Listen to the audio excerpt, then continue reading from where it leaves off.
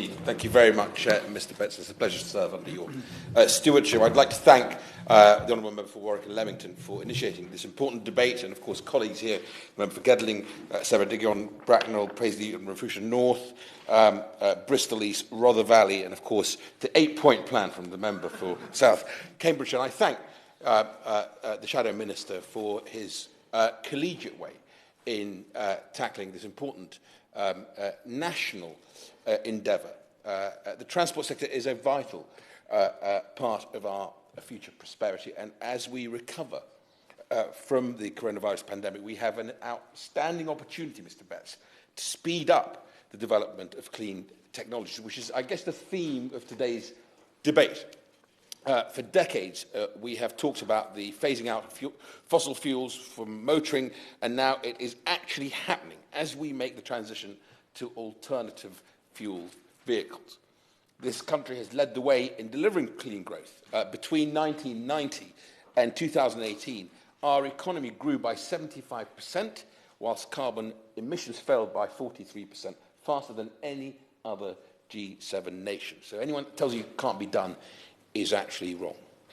We followed this in 2019 by making an ambitious commitment to end our contribution to global warming by 2050, making it the law of the land, and then countries around the world begun to follow. None of us here underestimate, of course, the scale of that challenge, although battery electric vehicles represent nearly 5% of the new car market year to date. Transport is still the largest emitting sector of greenhouse gases in the UK, accounting for 28% of emissions in 2018. It is clear to me, Mr. Betts, that we need to go much further and much faster to decarbonise transport. Throughout 2020, we've been working on a new, overarching transport decarbonisation plan covering all modes of transport, which we expect to publish by the end of this year. This will set out the path we need to take to deliver our net zero objectives together with our partners across the transport sector. The need for rapid renewal of the road vehicle fleet with zero-emission vehicles is well understood and will deliver substantial emissions reductions over the long term. We are already investing £2.5 billion to support the transition to zero-emission vehicles, with grants for plug-in vehicles and funding to support charge point infrastructure. Many colleagues have mentioned today across the country. But if we are to meet our targets, Mr. Betts, there is no time to lose. That is why we have consulted on bringing forward the end of the sale of new petrol and diesel cars and vans from 2040 to 2035 or earlier, if a faster transition appears feasible, as well as including hybrids for the first time. As part of this consultation, we asked for views on what package of support will be required to enable the transition and minimise the impacts on both the consumers and, of course, the manufacturers, the businesses who invested so much in the United Kingdom. The consultation closed on the 31st of July, and we will announce the outcome in due course. Our approach to delivering our transport decarbonisation ambitions, Mr. Betts, is technology neutral. My colleague quite rightly reminds us from Rother Valley that we need to remain technology neutral on that. As the market develops, it is becoming clear that it may be favouring different technologies for different applications. Today, electric vehicles are a small but fast-growing percentage of cars and vans on the road. Electric vehicles are being adopted as a key technology for decarbonising road transport, in particular light vehicles, and there are now over 300,000 ultra-low emission vehicles registered in the UK. A fit-for-purpose infrastructure network is required for the mass uptake of electric vehicles. That's the message I take back from this debate today. Many more charge points will be needed, and we want to see improvements to the consumer experience when using the network. In fact, our vision is to have one of the best electric vehicle infrastructure networks in the world. This means a network for current and prospective electric vehicle drivers that is affordable, reliable, accessible, and secure. Government and industry have supported the installation of over 18,000 publicly available charging devices. We heard colleagues mention this, including over 3,200 rapid devices on one of the largest networks in Europe. Our home, workplace and on-street charging schemes and the 400 million charging infrastructure investment fund will see thousands more electric vehicle charge points installed across the UK. In May, I don't have time. I've got so much to try and get through to share with you. I apologise to my honourable friend.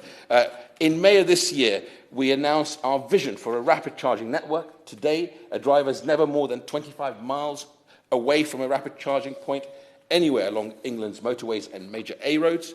By 2023, we aim to have at least 6 high-powered open-access charge points at motorway service areas. Open access is important in England, with some larger sites having as many as 10 to 12 charge points. By 2035, which was the honourable member's challenge to us from Warwick and Leamington, we expect the number to increase to around 6,000 high-powered chargers across the network. This vision will be supported by a rapid charging fund announced in the March budget by our excellent Chancellor as part of a £500 million investment over the next 5 years. It is vital, Mr. Betts, that consumers can charge efficiently and safely.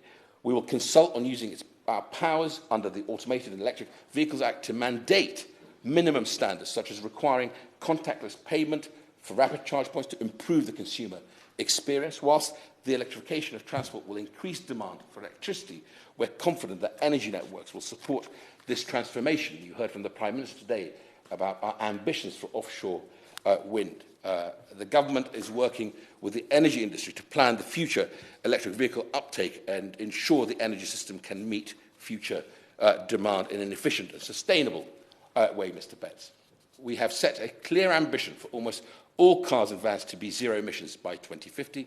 This is in combination with the recent consultation on bringing forward the end of sale date. Setting long-term targets ensures that there is enough time to ready the electricity system for the mass transition towards cleaner, more efficient vehicles. On hydrogen, colleagues have mentioned the opportunity for hydrogen. We see a real opportunity. So, as well as the Energy White Paper, we're going to follow that up with an ambitious hydrogen strategy, because I think hydrogen is a game changer. You heard the Prime Minister talk about the Tees Valley's announcement today, which colleagues have mentioned. We have a much bigger ambition for both blue and green hydrogen going forward. The role of green hydrogen in transport will set out, I think, in full in the decarbonisation plan, the transport decarbonisation plan, due to publication at the end of the year. Just on low-carbon fuels, because it's something that's important to colleagues, we are clear that as we transition to zero-emission vehicles, this does not mean that we can ignore measures to reduce emissions from conventional road vehicles in use today. Increasing the supply of low-carbon fuel will continue to help us reduce the environmental impact of every journey, Mr. Betts. It is equally clear we should not ignore the potential for low-carbon fuels to decarbonise those transport modes harder to reach through electrification. Low-carbon fuels have played an important role in reducing emissions already through the renewable transport fuel obligation. I know the honourable member from Kilmarnock and Loudon asked about this. We have seen the average greenhouse gas savings of biofuels increase from 46% in 08-09 to 83% in the last statistics available. In conclusion, the honourable member for Warwick and Leamington asked about what incentives we provide EV drivers. We're considering the long-term future incentives for zero-emission vehicles, alongside our consultation on bringing the date forward. But in the meantime, the Chancellor in the budget announced a further £530 million of extra funding to keep the plug-in vehicle grants for another 3 years. He also asked about what are we doing, making sure that people can access and pay for public charging points. Again, a big focus for this government to make sure that the system that we deliver, or the system of systems, if I can describe it that way, as someone who was in a previous life as an engineer, is important. That will ultimately deliver on something that we both want to see happen rapidly. Thank you very much indeed, Mr. Betts. Matt Weston to wind up till 17:40.